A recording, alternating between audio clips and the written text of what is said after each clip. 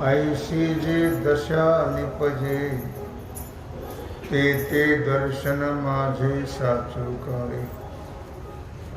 भगवान सिद्धेश्वराच्या असीम कृपेने श्री रुक्मिणी पांडुरंगाच्या चरणाजवळ बसून श्री सद्गुरु ज्ञानेश्वर महाराज, श्री जगद्गुरु तुकाराम महाराज, श्री संत एकनाथ महाराज यांच्या चरण सानिध्यामध्ये आपण सर्वजण मिळून महान ग्रंथराज ज्ञानेश्वरीच्या 18व्या अध्यायाच्या 1163 ओवीचा आपण विचार करतो आहोत. विषय आहे भक्ती. मग देखिजे नाम देखिजे,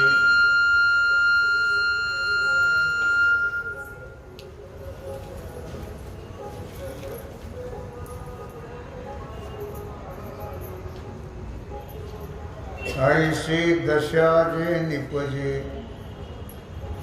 ते ते दर्शन माझे साचुकारे. भगवान श्रीकृष्ण परमात्मा अर्जुनाला सांगतात, अर्जुना मग तो कुठल्या दृश्याला पाहत नाही.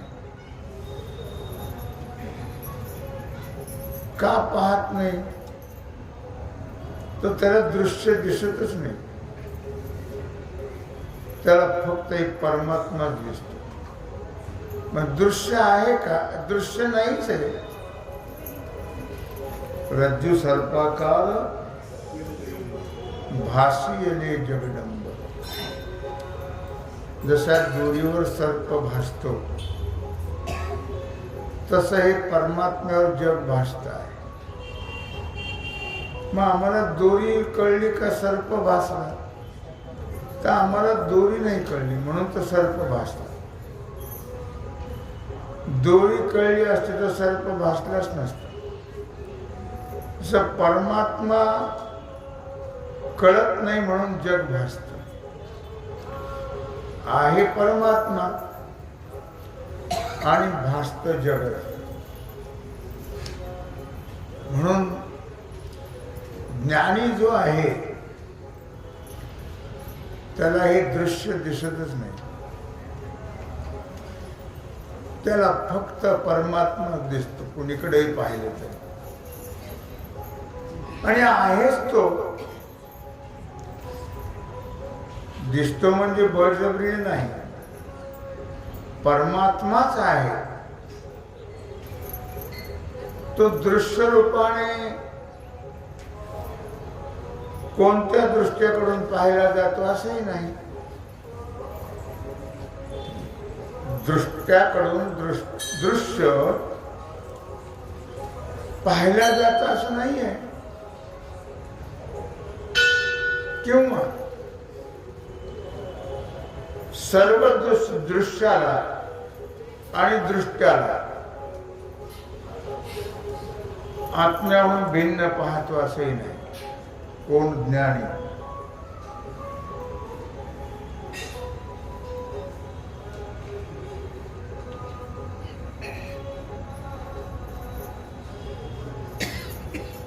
ज्ञानी जो आहे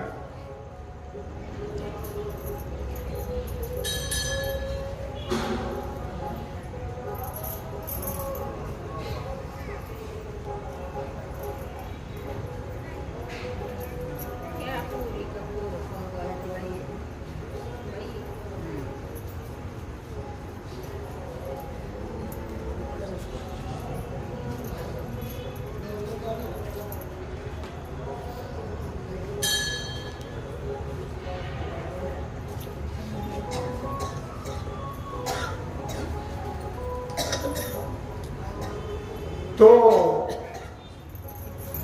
चहूकडे आत्मा पाहतो आणि त्याला आत्मा दिसताना आत्माच आहे. दृश्याचं भास आहे.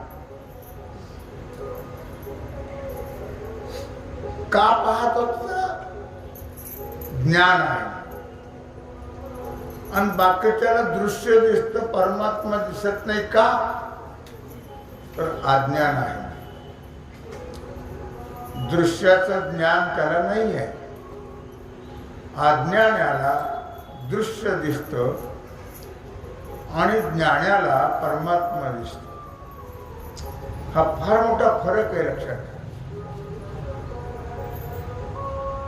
अर्थात आत्म्याचं वृत्तीरूप ज्ञान असेल अशी ही एक प्रमात्मक वृत्ती ठेवत नाही. प्रमात्मक म्हणजे सिद्धांत. कळल्याशिवाय कशी ठेवेल तो? त्याला कळतच नाही, तो प्रमात्मक दृष्टी कशी ठेवेल? किंवा जीव ब्रह्माहून भिन्न आहे अशीही त्याची वृत्ती नसते. त्याला भिन्नही कळत नाही, अभिन्नही कळत नाही.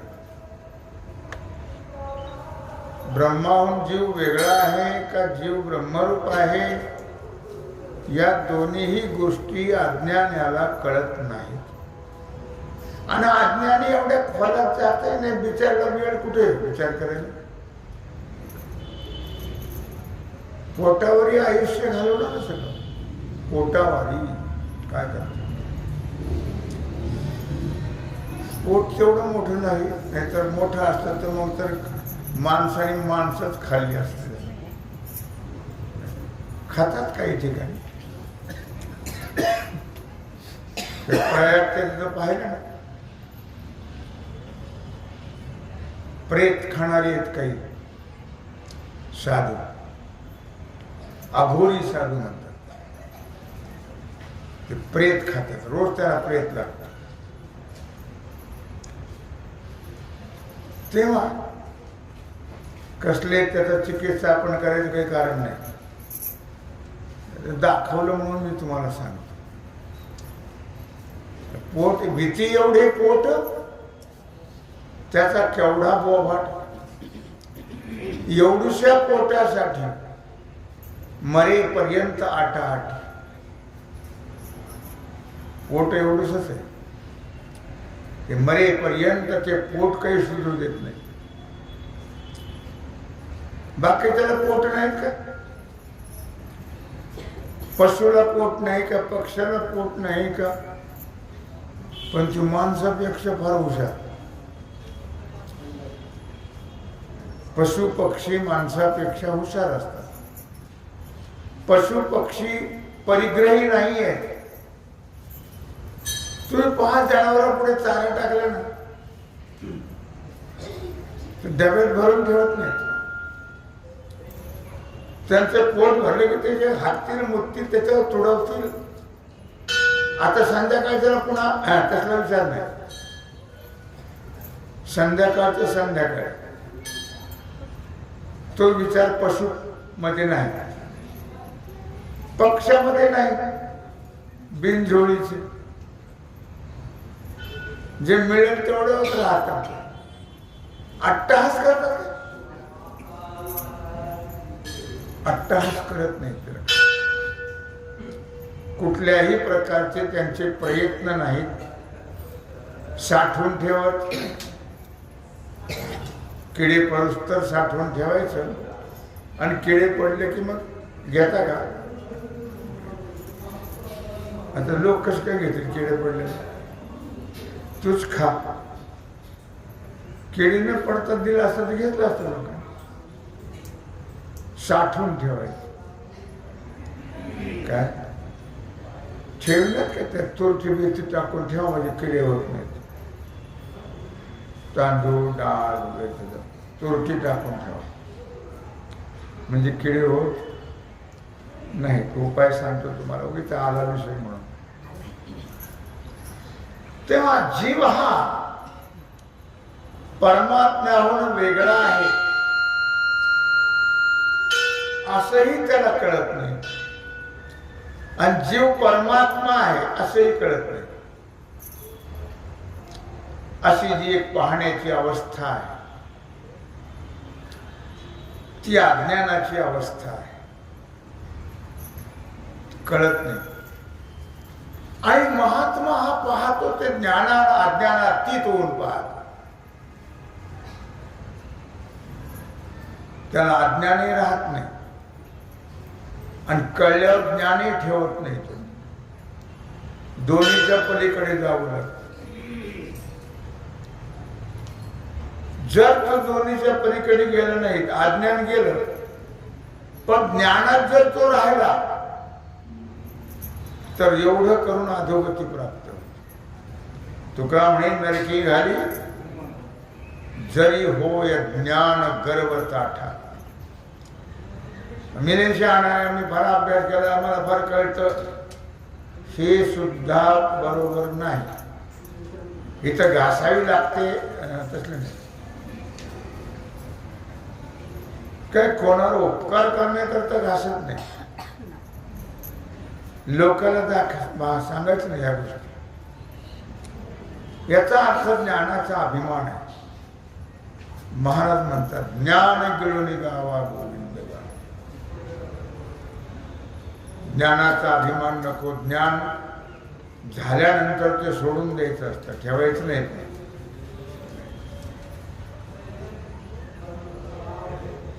ते भलतया हे किरीटे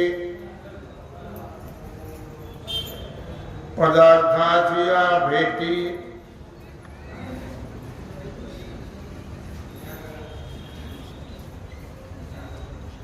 अतिशहाणे त्याची बैल रिकामी म्हणतात.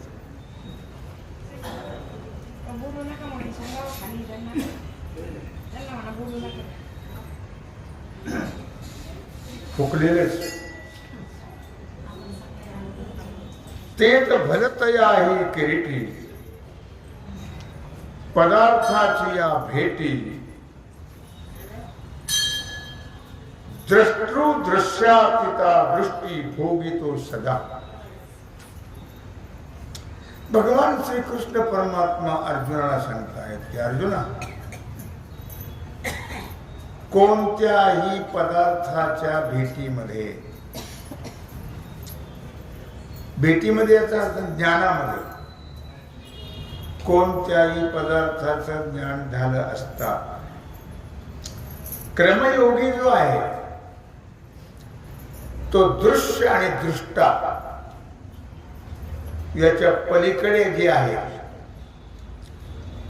दृश्य आणि दृष्टा, दृष्टा जीव आहे, दृश्य हे सगळं जगत आहे, मग तो त्याच्या पलीकडचं पाहत असतो. तो जीवही राहत नाही आणि या दृश्यालाही पाहत नाही. या दोन्हीच्या पलीकडे जे आहे त्यांना ते पाहत. त्याची दृष्टी निरपेक्ष असते. त्याला कुठल्याही प्रकारची दृश्याबद्दलची ही अपेक्षा नाही आणि दृष्ट्याचीही अपेक्षा नाही. ज्ञानी हा दृष्टादृश्याच्या पलीकडे असतो.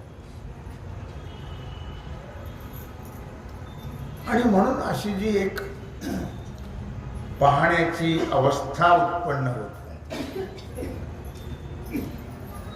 ती पाहण्याची अवस्था अज्ञानातीत आहे. या दोन्हीच्या पलीकडे जावं लागतं. ज्ञान अज्ञानाच्या पलीकडे जावं लागतं. अज्ञान गेल्यावर ज्ञानात राहिलं तर ते बाधकच आहे. मग दृष्टीरूप ते प्रत्यक्ष स्वरूप परमात्मा, आत्मा, ब्रह्म ते तो होत असतो. प्रत्यक्ष स्वरूप परमात्मा आहे आणि ज्ञानी तो परमात्मा स्वरूप होत असतो. तर दृष्टांत आकाश हे आकाश दाटले न ढळे जैसे. मिया आत्मेने आपण पेतैसे झाले दया.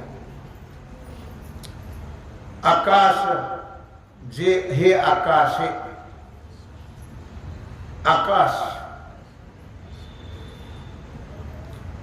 आकाश कशाने भरले? आकाशानेच भरले ना. आकाशे आकाशे दाटले न ढळे जैसे. पण त्याला मागं पुढं सारख्या जागाच नाही. ते जर मर्यादित असतं तर सरकलं असतं. थोडस काय आहे मग ते इकडे तिकडे जाऊ शकतो. सर्वच जर त्याने व्यापलेलं आहे तर ते कुठं सरकेल? सरकायला जागाच नाही ना. मी या आत्मेने आपण प्रीतैसे झाले तया, त्याप्रमाणे परमात्मा हा व्यापक रूपामध्ये आहे. परमात्मा कसा आहे? आकाशाप्रमाणे व्यापक आहे.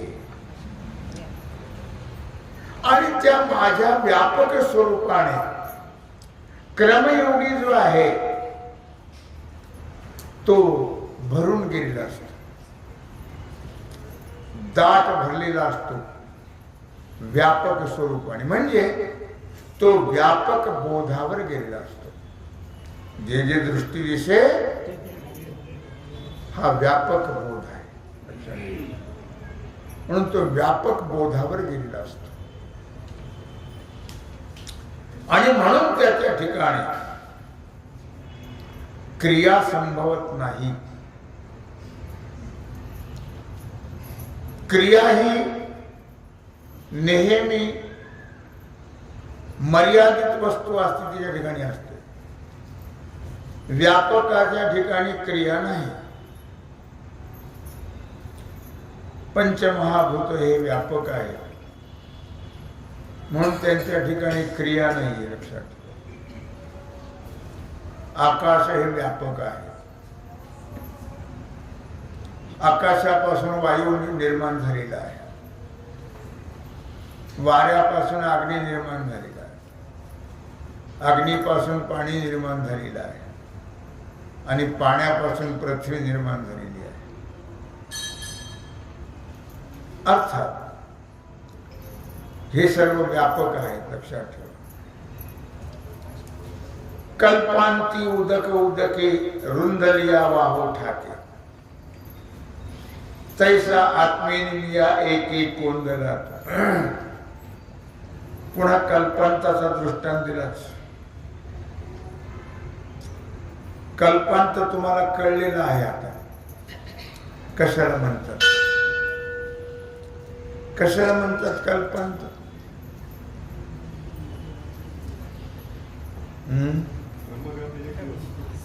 ब्रह्मदेवाचा एक दिवस किती तासाचा आहे तो?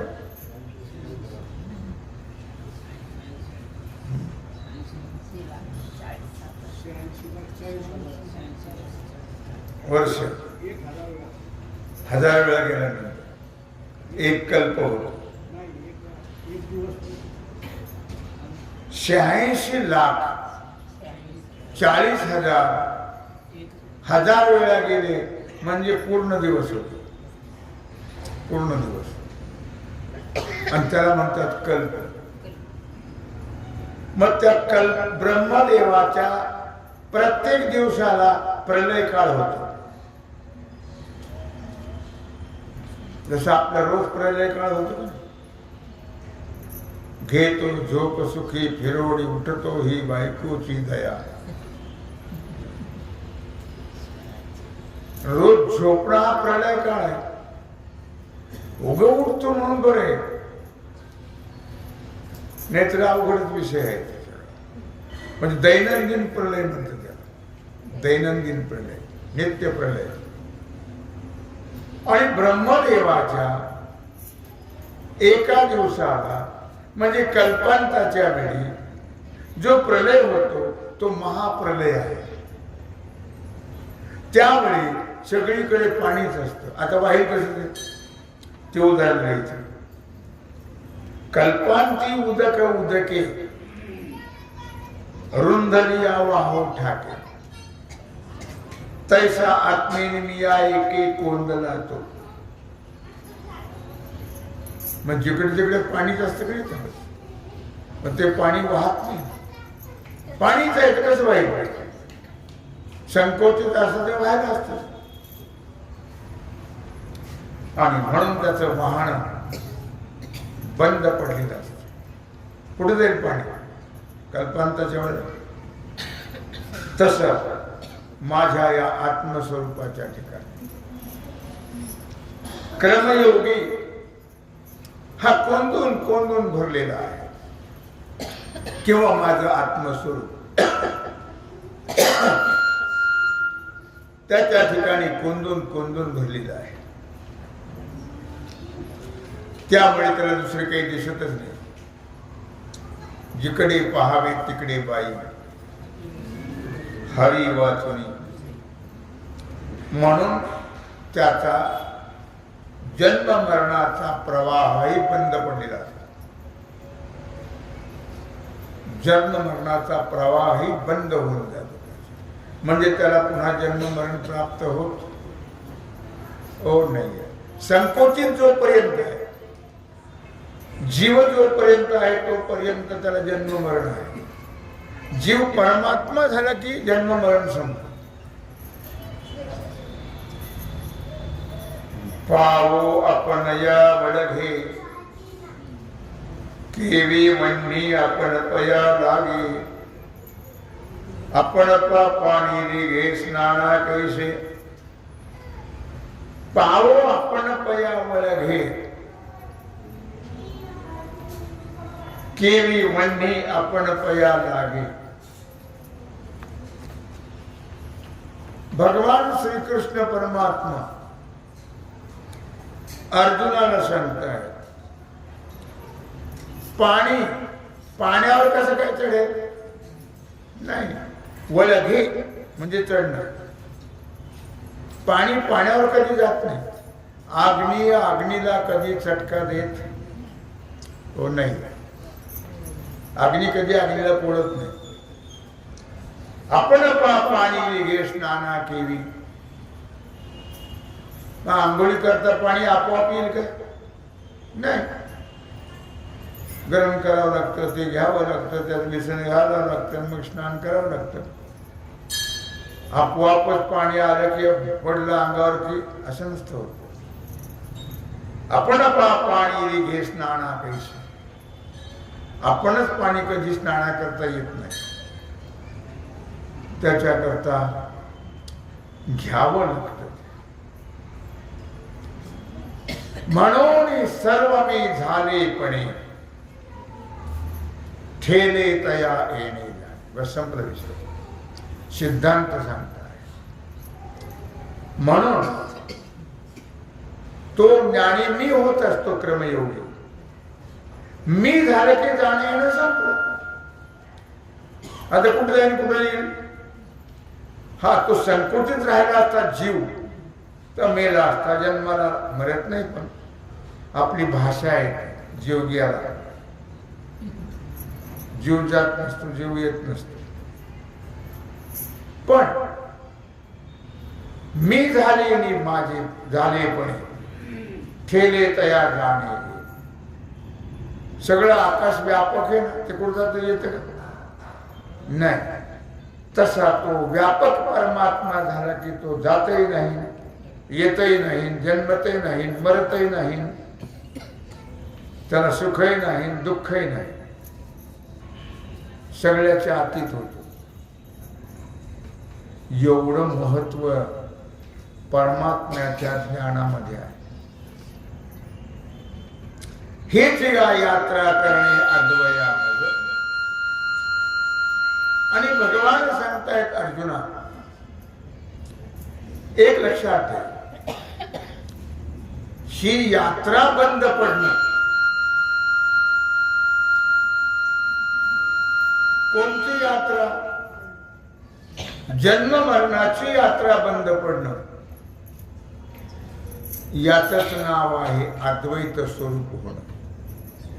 म्हणजे परमात्म स्वरूप होणं. परमात्म स्वरूप झालं की जाणं येणं संपलं.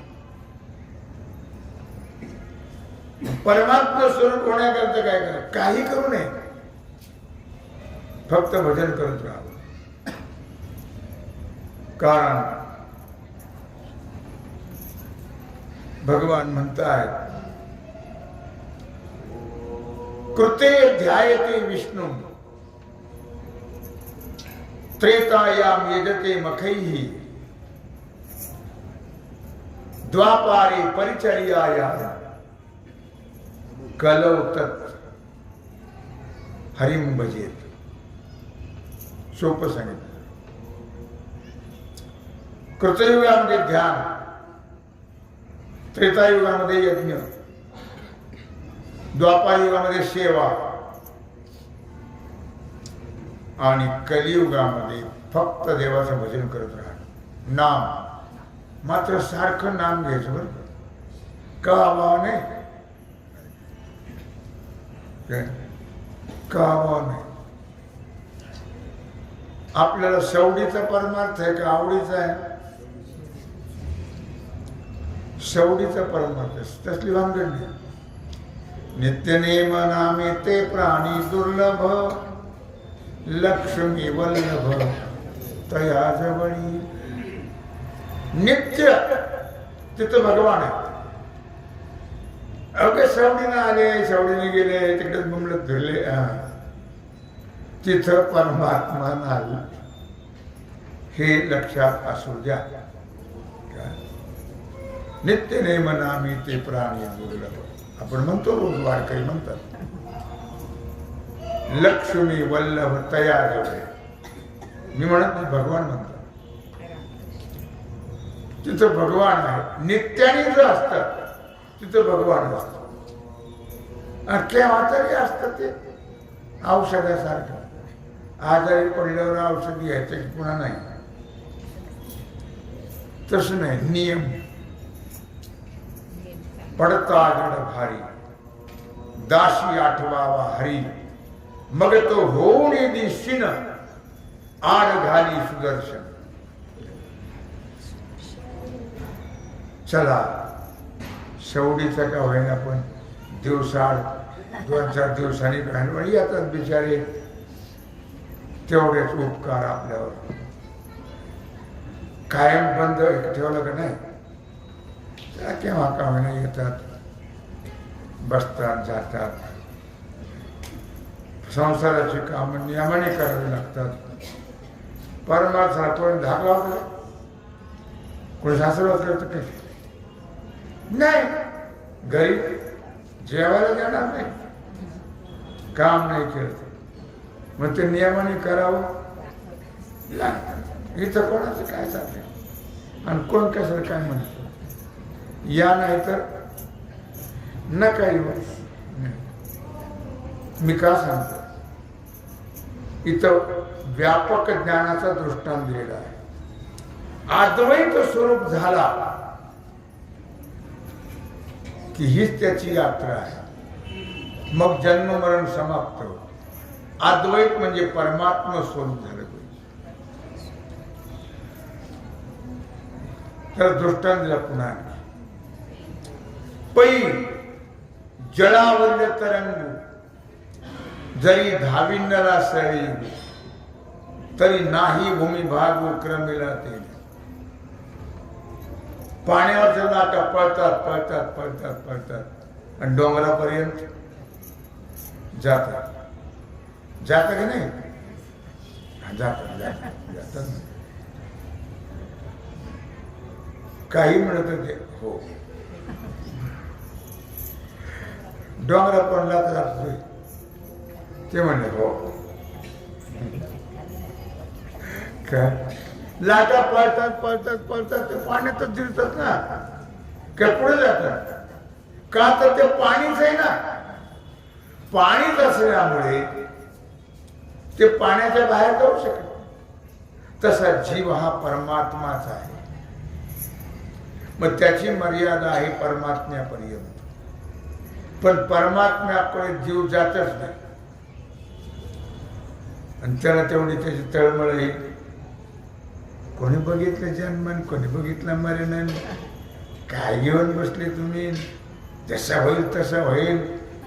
काय राहील तर राहील, येईल तर येईल, जाईल तर जाईल. सदा किरकिरतीच देवाचं नाव घ्या आणि नियमाने या आणि असं करा आणि तसं करा, सदा किरकिरच ते सदा माग लागलेली साडेसाती काय नाही, मग कारवाद नियमान येत नाही. साडेसाती नाही म्हणत, साडेसाती आहे का सदा किरकिर चालूच. जळावड तरंगू जरी धाविन्नला सवेगू. किती धावला लाटा तर त्या कुठपर्यंत जातात. पाणी आहे का परत पडतो, पाण्याच्या बाहेर जात नाही. तोयची एक आगमी म्हणून या का त्याच्या वेगळ्या आहेत का नाही, ते पाणी हे पाणीच आहे.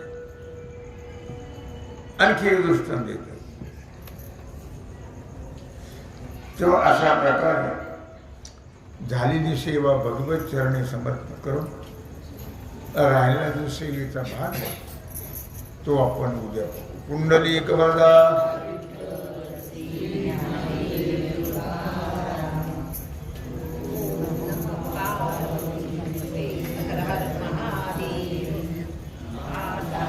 विश्वात्मके